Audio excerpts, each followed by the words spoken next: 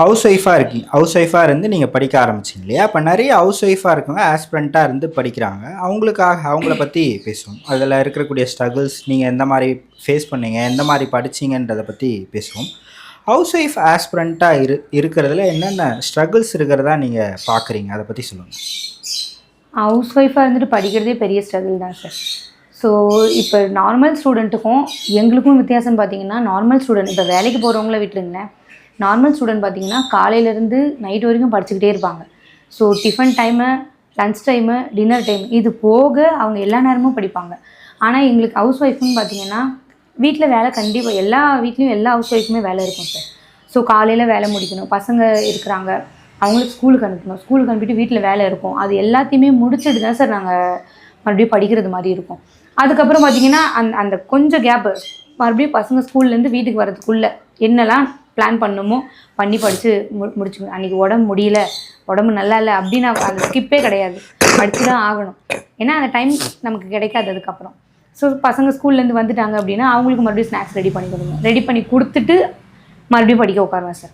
மறுபடியும் ஈவினிங்லேருந்து ஈவினிங் எதனா டின்னர் எதனா டிஃபன் எதனா ரெடி பண்ணிவிட்டு அவங்க எல்லாத்துக்கும் பசங்களுக்கு ஸ்கூல் ஹோம் ஒர்க் சொல்லிக் கொடுக்கணும்.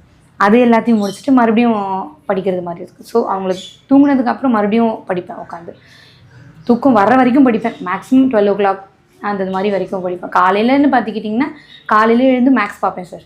எப்போவுமே என்னோடய ரெகுலர் பேசிஸ் காலையில் மேக்ஸ் பார்ப்பேன். பசங்க ஸ்கூல் போகிறதுக்கு முன்னாடியே எழுந்து ஒரு 1.5 hours முன்னாடியே எழுந்து ஒரு ½ hour ஃப்ரெஷ்ஷப் ஆகிட்டு ஒரு 1 hour இல்லை 1.5 hours மேக்ஸுக்கு மட்டும் காலையில் ஒதுக்கிட்டு மறுபடியும் பசங்களை ஸ்கூலுக்கு அனுப்பி விட்டுட்டு மறுபடியும் வீட்டு எல்லாத்தையும் க்ளீன் பண்ணிவிட்டு கிச்சன் வேலையெல்லாம் எல்லாத்தையுமே முடிச்சுட்டு மறுபடியும் படிக்க ஸ்டார்ட் பண்ணுவேன் சார். அந்த மேக்ஸை மறுபடியும் எடுத்து சம்ஸு காலையிலேருந்து பார்த்த சம்ஸு எல்லாத்தையும் மறுபடியும் ரீகால் பண்ணிவிட்டு மறுபடியும் ஜிஎஸ் ஆர் தமிழ் ஏதோ ஒன்று அதை எடுத்து முடிச்சுட்டு படிக்க ஆரம்பிச்சேன். ஸோ ரொம்ப ரொம்ப டைம் தேடி நாங்கள் படிக்கணும் சார். ஹவுஸ் ஒய்ஃப்ன்றது ஃபங்க்ஷன் வரும், பசங்களுக்கு உடம்பு சரியாமல் போகும், வீட்டுக்காருக்கும் உடம்பு சரியாமல் போகும், எல்லாத்துக்குமே. நமக்கும் உடம்பு சரியாமல் போனால் பிரச்சனை இல்லை சார், ஏன்னா நமக்கு பார்த்துக்க மாட்டோம், அது நல்லா தெரியும். ரெஸ்ட் எடுக்கிறதுனாலும் அது முடியாது. ஸோ அவங்களுக்கு உடம்பு முடியலனாலும் நம்ம பார்த்துக்கணும், நமக்கு உடம்பு முடியலனாலும் நம்ம பார்த்துக்கிட்டு நம்ம ஸ்டடீஸை கண்டினியூ பண்ணோம் சார். அது ரொம்ப ரொம்ப பெரிய ஸ்ட்ரகிள் சார். இப்போ ரிலேட்டிவ்ஸ் யாராவது வராங்க அப்படின்னா எந்நேரமும் புக்கும் கையுமா இருப்போம், சும்மா உட்காந்துக்கிட்டு இருக்காங்க அப்படின்றது மாதிரி வரும் சார். எல்லாரோட பாயிண்ட் ஆஃப் வியூலையும் சும்மா உட்காந்து படிக்கிறது அப்படின்றது மாதிரி வரும். நமக்கு தான் தெரியும் எந்த அளவுக்கு படிப்போம் அப்படின்னு. வேலை செய்யாமல் உட்காந்து படிக்கிறா அப்படின்றது மாதிரி கூட சொல்லுவாங்க. ஆனால் மோஸ்ட்லி எல்லா வேலையும் முடிச்சுட்டு தான் படிப்பேன். இன்ன வரைக்கும் இப்போ ஒரு ஃபங்க்ஷன் போகிறோம் அப்படின்னா கூட முக்கியமான தேவைங்க மட்டும்தான் சார் போவோம். எல்லா ஃபங்க்ஷனுக்கும் போக மாட்டேன். அதெல்லாம் எங்கள் ஹஸ்பண்ட் பார்த்துப்பாங்க. எல்லா ஃபங்க்ஷனுக்கும் போக மாட்டேன். வீட்டில் பசங்களை வச்சுட்டு படிக்கிறதே ரொம்ப ரொம்ப பெரிய டாஸ்க்காக இருக்கும் எனக்கு.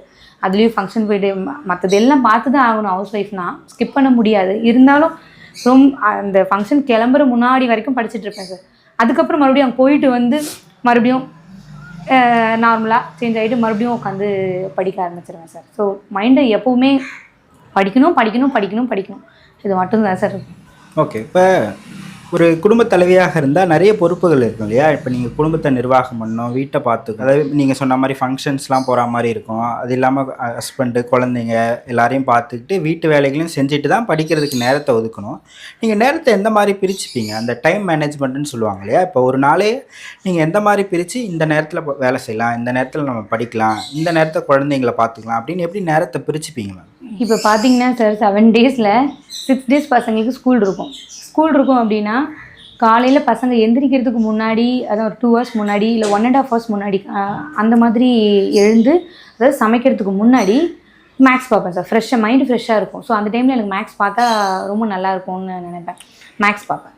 மறுபடியும் 6 o'clock ஆகிடுச்சா அதோட கிச்சனுக்கு போய் பசங்களை கிளப்புறது வேலை. ஹஸ்பண்ட் ரொம்ப ரொம்ப ஹெல்ப் பண்ணுவாங்க சார். அந்த டைமில் நான் எழுந்துட்டாலே ஹஸ்பண்டும் பின்னாடியே எழுந்துருவாங்க. உடம்பு முடியாத டைமில் கூட அவங்க பாதி வேலை பார்த்து தான் என்னை எழுப்பிய விடுவாங்க. ரொம்ப ஹெல்ப் பண்ணுவாங்க அந்த டைமில். ஸோ பசங்க ஸ்கூலுக்கு அனுப்பி முடிச்சதுக்கு அப்புறமா கிச்சனுக்கு வருவேன். வீடை ஃபுல்லாக க்ளீன் பண்ணிவிட்டு மறுபடியும் பாத்திரம் எல்லாம் கழுவிட்டு படிக்க உட்காந்துடும். ஒரு டைமிங் வச்சுப்பேன் சார். ஒரு 10:30 வேலையெல்லாம் முடிச்சிடணும். அப்படின்னா 11 o'clock மேக்ஸிமம் எல்லா வேலையும் முடிச்சிடணும். கடன்னு முடிச்சுட்டு வந்து உட்காந்துருவேன் சார். ஸோ என்ன படிக்கணும், இன்றைக்கி என்ன படிக்க போகிறோம், நைட்டே ஃபிக்ஸ் பண்ணி வச்சுருவேன். இதுதான் நம்ம படிக்க போகிறோம் அப்படின்றது மாதிரி நைட்டே ஃபிக்ஸ் பண்ணி வச்சுட்டு மறுபடியும் காலையில் என்னெல்லாம் படிக்கிறதுக்கு எடுப்பேன் சார். ஈவினிங் பசங்க வர்றதுக்குள்ளே இதெல்லாம் நம்ம முடிச்சிடணும் அப்படின்றது மாதிரி முடிச்சு வச்சுருவேன் சார். பசங்க வந்ததும் அவங்களுக்கு ஸ்நாக்ஸ் எல்லாமே கொடுத்துட்டு மறுபடியும் ஈவினிங் அந்த கொஞ்சம் டைம் கிடைக்கும் இல்லையா, அதில் எல்லாமே மார்னிங் படித்ததுலேருந்து எல்லாத்தையும் ரிவிஷன் பண்ணுவேன். நைட்டு மறுபடியும் அந்த கொஞ்சம் டைம் கிடைக்கும் இல்லையா, மீதி இருக்கிறது எல்லாத்தையும் படிச்சுட்டு அன்றைக்கி காலையிலேருந்து படித்த மேக்ஸு, ஜிஎஸ்ஸு, தமிழ் எது படிச்சிருந்தாலும் எல்லாத்தையுமே ரிவிஷன் பண்ணிவிட்டு படிப்பேன் சார். ஏன்னா அவங்க தூங்குனதுக்கு அப்புறம் மறுபடியும் படிப்பேன் சார். ஸோ 12 o'clock இல்லை 11:30 அந்த மாதிரி படிச்சுட்டு அதுக்கப்புறம் தான் சார் படிப்பேன். ஓகே, இப்போ நீங்கள் ஒரு ஷெட்யூல் சொல்கிறீங்க இல்லையா, அந்த ஷெட்யூல் படி எல்லா நாளும் நம்ம போகணுன்னு நினைப்போம். ஆனால் அன்ஃபார்ச்சுனேட்டாக ஏதாவது ஒரு வேலை வந்துடும். இப்போ ஏதாவது ஒரு சொந்தக்காரங்க பத்திரிக்கை கொடுக்குறதுக்காக வீட்டுக்கு வருவாங்க, இல்லை உங்களுக்கு உடம்பு சரியில்லாமல் போயிடும், இல்லை நீங்கள் நினச்ச டைமில் வேலையை முடிக்க முடியாது, ஏதோ ஒரு வேலை எக்ஸ்ட்ரா வந்துடும். அந்த மாதிரி அந்த ஷெட்யூல் அன்றைக்கி பண்ண முடியலன்னா அதை எப்படி நீங்கள் மேக்கப் பண்ணுவீங்க? இப்போ நாளைக்கான ஷெட்யூல் ஒன்று இருக்கும், இந்த ஷெட்யூல் இன்றைக்கி முடிக்கணும்னு இருக்கும், அதை எப்படி மேக்கப் பண்ணுவீங்க? இப்போ அதுக்கு இப்போ டெஸ்ட் பேட்ச் போட்டிருக்கேங்க சார். இப்போ டெஸ்ட் பேட்ச்னு பார்த்தா வீக்லி நம்ம எழுதுறது மாதிரி இருக்கும். ஆன்லைனில் போட்டது பார்த்தீங்கன்னா, ஆன்லைனில் போட்டது அன்னைக்கு எழுதாமல் போகலாம். அன்றைக்கி கண்டிப்பாக முக்கியமான ஃபங்க்ஷன் அட்டன் பண்ண முடியாததாக இருக்கலாம், அந்த மாதிரி இருக்கலாம். ஸோ அப்படி பார்த்தீங்கன்னா அதுக்குண்டான நேரம் சார். இப்போ எங்கெல்லாம் நான் வந்துட்டு டைம் எடுத்துப்பணும், கொஞ்சம் ஃப்ரீ டைமாக எடுத்துப்பேன் இல்லையா, அந்த டைமெல்லாம் கொஞ்சம் கட் பண்ணிப்பேன் சார். கட் பண்ணிவிட்டு நான் விட்ட டைமில் இப்போ 2 hours ஃபங்க்ஷன் போகிறேன், 3 hours ஃபங்க்ஷன் போகிறேன் அப்படின்னா 1 hour ரெஸ்ட் எடுப்பேன், இல்லை 2 hours ரெஸ்ட் எடுத்துருப்பேன் இல்லையா, அந்த டைம்லாம் உட்காந்து கன்சியூம் பண்ணுவேன் சார்.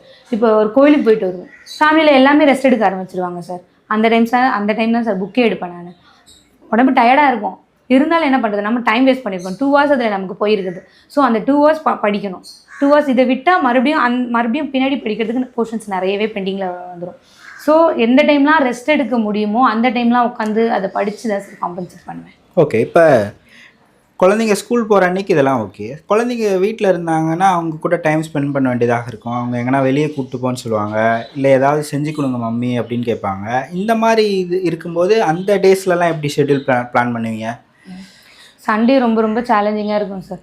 ஏன்னா காலையிலேயே படிக்க முடியாது. காலையில் மட்டும் ஜிஎஸ் ஒரு மேக்ஸ் எதனா படிப்பேன். அவங்க எழுந்ததுக்கப்புறம் படிக்க முடியாது. ஏன்னா எழுந்திரிக்கிறதுக்கு முன்னாடியே டிஃபன் ரெடி பண்ணி வச்சுட்டு துணி வேலை, நிறைய வேலை இருக்கும், சமைக்கிற வேலை எல்லாமே இருக்கும். ஸோ ஆஃப்டர்நூன் வரைக்கும் ஓடும் சார். 3 o'clock வரைக்கும் அந்த வேலை ஓடும். ஆஃப்டர் லஞ்ச் அதுக்கப்புறம் கஷ்டப்பட்டு தூங்க வச்சுருவேன். தூங்க வச்சுட்டு ஹஸ்பண்டும் தூங்கிடுவாங்க. அதுக்கப்புறம் அப்போ தான் சார் தூக்கமே வரும். ஆக்சுவலி அப்போ தான் ரொம்ப டயர்டாகி தூங்கலாம், ஒரு 1 hour எடுத்துக்கலாம், ரெஸ்ட் எடுத்துக்கலாம் அப்படின்றது மாதிரி தோணும். 1 day நமக்கு போயிடுச்சு, மறுபடியும் ரெஸ்ட் எடுத்து மறுபடியும் ஈவினிங் ஆகிடும், 6 o'clock ஆகிடும், திரும்ப ஓடிடும். பரவாயில்ல, ரெஸ்ட் வேண்டாம், பரவாயில்ல அப்படின்னு சொல்லிட்டு மறுபடியும் படிக்க ஆரம்பிப்பேன் சார். அந்த டைம் மறுபடியும் படித்து முடிக்கிறது 6 o'clock மேலே மறுபடியும் பசங்க எழுந்துருவாங்க. ஒன்று வெளியில் எங்கன்னா கூட்டிகிட்டு போகணுன்னா மேக்ஸிமம் ஹஸ்பண்ட் கூட்டிகிட்டு போயிடுவாங்க சார். வேறு பசங்க ரொம்ப அடம் பிடிக்குது அப்படின்னா மட்டும்தான் சார் நான் போகிறது மாதிரி இருக்கும். ஓகே, இப்போ இவ்வளோ சாக்ரிஃபைஸ் சொன்னீங்க இல்லையா, இப்போ இவ்வளோ சாக்ரிஃபைஸ் பண்ணி எப்பயாச்சும் ஒரு கில்ட் ஃபீலிங் வந்திருக்கா? நம்மளையும் நம்ம ஒழுங்காக பார்த்துக்கல, ஹெல்த்லேயும் கான்சென்ட்ரேட் பண்ணல, குடும்பத்துக்கூடையும் நேரத்தை ஒழுங்காக செலவு பண்ண முடியல, படிப்புன்னே இருக்கும் அப்படின்ற ஒரு கில்ட் ஃபீலிங்லாம் வந்திருக்கா உங்களுக்கு? நிறைய சார், நிறைய. இப்போ செகண்ட் அட்டம்ப்ட்லாம் பார்த்தீங்கன்னா போன தடவை, ஏன்னா ஃபஸ்ட் அட்டம்ப்டில் வந்துட்டு இதுதான் டிஎன்பிஎஸ்சி அப்படின்னு அட்டன் பண்ணதுக்கப்புறம் தான் தெரிஞ்சது இப்படி தான் படிக்கணும், நம்ம இவ்வளோ மார்க் எடுத்திருக்கோம், கொஸ்டின்ஸ் இப்படி இருக்குது, இதுக்கு மேலே எப்படிலாம் படிக்கணும் அப்படின்னு இருந்தது. செகண்ட் அட்டம்ப்ட்லாம் பார்த்தீங்கன்னா கண்டிப்பாக நம்ம உள்ளே போயிடணும், இந்த தடவை கண்டிப்பாக வேலையை வாங்கி உள்ளே போயிடணும் அப்படின்றதுக்காக எல்லா சிலபஸ் எல்லாமே மோஸ்ட்லி கவர் பண்ணது. அந்த மாதிரி டைம் உடம்ப ஒழுங்காக பார்த்துக்காம ரெஸ்ட் இல்லாமல் போயிட்டு இருந்ததுனால ஹெல்த் இஷ்யூ ரொம்ப நிறைய வந்தது சார். அதை ஓவர் கம் பண்ணி படிக்கிறதுக்குள்ள, ஏன்னா உடம்பையும் பார்த்துக்கணும், உடம்பு இருந்தால் தான் எக்ஸாமே எழுத முடியும். ஸோ ரெஸ்ட்டு அப்போ கூட ரெஸ்ட்டுன்னு பார்த்தீங்கன்னா ரொம்ப கம்மியாக தான் சார் எடுத்து வரும். 1 hour அந்த இப்போ டேப்லெட் போடுறோம் அப்படின்னா தூக்கம் தன்னால் வரும், நம்மள அறியாமல் தூக்கம் வரும், கொஞ்சம் நேரம் எடுத்துப்பேன் சார். மறுபடியும் அந்த மாத்திரை போட்டதுக்கு உண்டான கொஞ்சம் நேரம் தூங்குவேன், மறுபடியும் படிக்க ஸ்டார்ட் பண்ணிடுவேன். ஸோ படிக்கணும், அதுதான் என்னோட ஒரே ஃபோக்கஸ்ட். ஓகே, இப்போ ஒரு குடும்ப தலைவியாக ஒரு ஹவுஸ் ஒய்ஃபாக இருந்து படிக்கணும் அப்படின்னா குடும்பத்தில் இருக்கிறவங்களுடைய உறுதுணை ரொம்ப முக்கியம் இல்லையா? அவங்களுடைய கணவர் இல்லை உங்கள் வீட்டில் இருக்கிறவங்களாம் உங்களுக்கு எந்த அளவுக்கு உறுதுணையாக இருந்தாங்க, அதை பற்றி சொல்லுங்கள். எங்கள் ஹஸ்பண்ட் ரொம்ப சப்போர்ட் பண்ணாங்க சார். நான் செகண்ட் அட்டெம்ப்ட் கொடுத்து நான் அப்போ கிடைக்கலன்னும் போது இதை விட்டுட்டு வெளில வந்துடுறேன் அப்படின்றது மாதிரி இருந்தேன் சொல்லேன். ஆனால் என்னால் உள்ளுக்குள்ளே அந்த மாதிரி நினைக்கல. ரொம்ப கஷ்டப்பட்டாச்சு, ஹெல்த்தும் ரொம்ப பாதிக்குது. ஏன்னா உட்காந்து எனி டைமும் உட்காந்து படிக்கிறதுனால பேக் பெயின் வர ஆரம்பிச்சிது. எனக்கு 2 குழந்தைங்க, 2மே சிசேரியன், ரொம்ப உட்கார முடியாது. ஸோ பேக் பெயின் வர ஆரம்பிச்சிது. அது எல்லாத்தையும் கடந்து வர்றதுக்கு ரொம்ப கஷ்டமாக இருந்தது சார். ஸோ ஹஸ்பண்ட் ரொம்ப சப்போர்ட் பண்ணியிருந்தாங்க. இப்போ சமையல் வேலை அப்படின்னா ஹஸ்பண்ட் காய் நறுக்கி தர்றது அதெல்லாம் பண்ணிவிடுவாங்க. காலையில் அவங்க ஆஃபீஸ் போகிறதுக்கு முன்னாடி பசங்களை கிளப்புறதுக்கு அதெல்லாம் ரொம்ப ஹெல்ப் பண்ணுவாங்க சார். இன்கேஸ் உடம்பு சரியில்லை அப்படின்னாலும் அவங்க வந்து ஹெல்ப் பண்ணுவாங்க. ஈவினிங் சமைக்காத நான் வந்து பார்த்துக்கிறேன் அப்படின்னு சொல்லுவாங்க. அவங்க சப்போர்ட் இல்லாமல் ஒன்றும் முடியாது சார். வீட்டில் உள்ளவங்க கொஞ்சம் புரிஞ்சுக்கணும் சார் ஃபஸ்ட்டு. அது புரிஞ்சுக்கிட்டால் மட்டும்தான் சார் உங்களுக்கு இதுக்கப்புறம் எங்கள் அம்மாவோட சப்போர்ட் சார். அவங்களோட சப்போர்ட் இல்லைன்னா நான் இந்த இடத்துலையே நான் உட்காந்துருக்க முடியாது. அவங்களோட எங்கள் அம்மா எங்கள் ஹஸ்பண்ட் ரொம்ப ரொம்ப சப்போர்ட் பண்ணாங்க சார். இப்போ நிறைய ஹவுஸ் ஒய்ஃப் படிக்கிறாங்க, நமக்கு மெசேஜ் பண்ணுவாங்க, இந்த மாதிரி ஹவுஸ் ஒய்ஃப் ஹஸ்பண்ட்கிட்ட அச்சீவ் பண்ணவங்ககிட்ட நீங்கள் போய் எடுக்கிறீங்க அப்படின்னா இந்த மாதிரி கேளுங்க, எப்படி டைம் மேனேஜ்மெண்ட் பண்ணாங்க, என்ன மாதிரி படிக்கலாம் அப்படின்ற சஜஷன்ஸ்லாம் சொல்லுங்கள் அப்படின்ட்டு கேட்பாங்க. இந்த மாதிரி ஹவுஸ் ஒய்ஃப் ஹஸ்பண்டாக இருந்து படிக்கிறவங்களுக்கு உங்களோட ஆலோசனை சொல்லுங்கள். ஹவுஸ் ஒய்ஃப் நம்ம படிக்கிறோம் அப்படின்னா ரொம்ப ஸ்ட்ரகிள் வரும். இப்போ என்னோடய லைஃப்பில் வர ஸ்ட்ரகிள் தான் எல்லாருக்கும் வரும்னு கிடையாது. ஒருத்தரோட லைஃப்பில் ஒரு ஹவுஸ் ஒய்ஃபும் ஒரு மாதிரி ஃபேஸ் பண்ணுவாங்க. என்ன சொல்கிறேன்னா கன்சிஸ்டண்ட்டாக படிங்க. என்ன ஸ்ட்ரகிள் வந்தாலும் பரவாயில்ல, பார்த்துக்கலாம். இப்போ ப்ரைவேட் ஜாப்க்கே போனாலும் நம்ம இப்போ இத்தனை வருஷம் இருந்துட்டு அதை சாட்டிஸ்ஃபைடாக நம்ம அந்த வேலையை பண்ண முடியாது. நம்ம இது பண்ணதுக்கப்புறம் அதை பண்ண அந்தளவுக்கு மனசு போகாது, என்னால் விட்டுட்டு போக முடியல. ஸோ எல்லா ஹவுஸ் ஒய்ஃபும் கிட்டத்தட்ட அந்த மாதிரி தானே இருக்கும். எந்த ஸ்ட்ரகிள் வந்தாலும் சரி, வேறு ரிலேட்டிவ்ஸ் யாராவது ஏதாவது சொல்லிட்டு போட்டோம் பரவாயில்ல, விட்டுறாதீங்க. கன்சிஸ்டண்ட்டாக இதையே படிச்சுக்கிட்டே இருங்க. ஒரு நாள் கண்டிப்பாக நீங்கள் ஜெயிப்பீங்க. ஸோ குழந்தைங்க இருக்கட்டும் பரவாயில்ல, எல்லோரும் இருந்தாலும் பரவாயில்ல, படிங்க. எனி டைம் உங்கள் மைண்டில் படிக்கணும், வேலை வாங்கணும், இதை தவிர வேறு எதுவுமே இருக்கக்கூடாது. அது மட்டும்தான் எல்லாரும் முன்னாடியும் நம்ம ஜெயிச்சு காட்டணும். அது ஒன்று தான். அந்த ஃபயர் இருந்துக்கிட்டே இருக்கணும். டெய்லியுமே நம்ம என்ன பண்ண போகிறோம், எதுக்காக நம்ம இந்த ஃபீல்டை சூஸ் பண்ணோம், எதுக்காக நம்ம படிக்க உட்காந்துருக்கோம், அந்த டெய்லியுமே அதை நான் நினைப்பேன்.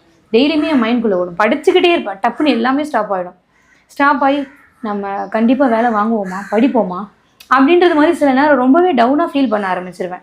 அப்போல்லாம் டவுன்லோட் ஃபீல் பண்ணால் நான் நிறைய யூடியூப் சேனல்ஸ்லாம் பார்த்துருந்தேன்னு சொன்னேன் இல்லையா, அவங்க கேட்பாங்க அந்த சார் கிட்ட, சார் மோட்டிவேஷ்னல் ஸ்பீச் போடுங்க, எங்களுக்கு ரொம்ப டவுனாக ஃபீல் ஆகுது.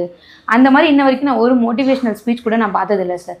ஏன்னா எங்கள் அம்மாவோட கஷ்டம் மட்டும்தான் சார் எனக்கு ஞாபகம் வரும். அப்போ அவங்கள நல்லா, ஏன்னா எங்கள் அம்மா வந்துட்டு ஒரு சிங்கிள் பேரண்ட்டாக, எங்கள் அப்பா இருக்கிறாங்க ஆனால் அம்மாவுக்கு சப்போர்ட் கிடையாது எங்கள் ஸ்டடீஸ்லலாம். அம்மா மட்டும்தான் இருந்து என்னை இன்ஜினியரிங் படிக்க வச்சாங்க. அதுக்கப்புறம் மேரேஜ் பண்ணி கொடுத்தாங்க.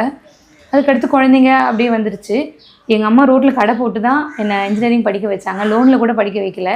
ஏன்னா பொண்ணு இன்கேஸ் கல்யாணம் பண்ணி கொடுத்துட்டா அந்த லோனை அது கட்டணுமே, அவங்க வீட்டில் வந்துட்டு ஹஸ்பண்ட் வீட்டில் ஒத்துப்பாங்களோ என்னவோ தெரியல அப்படின்னு சொல்லி எங்கள் அம்மா லோன் இல்லாமல் தான் என்னை படிக்க வச்சாங்க.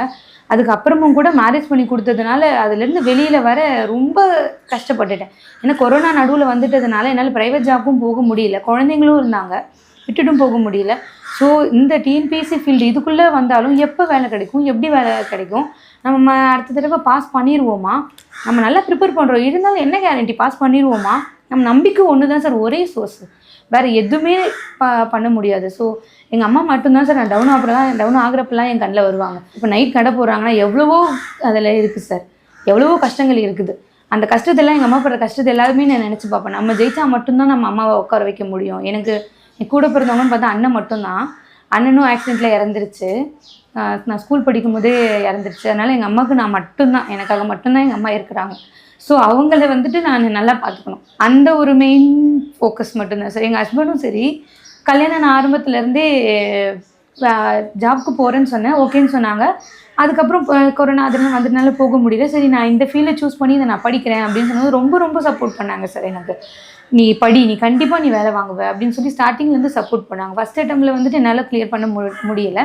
செகண்ட் ஐட்டமில் டைப்பிங் இன்னொரு எங்கள் ஹஸ்பண்டோட ஃப்ரெண்டு ஒருத்தவங்க சொல்லியிருந்தாங்க, ஜீவா சார்னு, டைப்பிங் போங்கன்னு சொன்னாங்க. ஸோ டைப்பிங் முடித்தேன் சார், படிச்சுக்கிட்டே முடித்தேன், சைட் பை சைடு அதையும் பண்ணிகிட்டு இருந்தேன் சார். ரொம்ப கஷ்டப்பட்டு டைப்பிங் கம்ப்ளீட் பண்ணி சரி ஓகே இதுவும் முடியும், இது இருந்தால் இன்னும் கொஞ்சம் கட் ஆஃப் கம்மியாகும் அப்படின்றதுனால டைப்பிங் முடித்தேன். ஸோ ஸ்டெனோவும் முடியும்னு சொல்லியிருந்தாங்க. ஸ்டெனோ 1 மந்த்து போனேன், 1 மந்த்து ஃபுல்லாக போனேன். பேக் பெயின் வந்துருச்சு, என்னால் உட்காந்ததுக்கப்புறம் பண்ண முடியலை.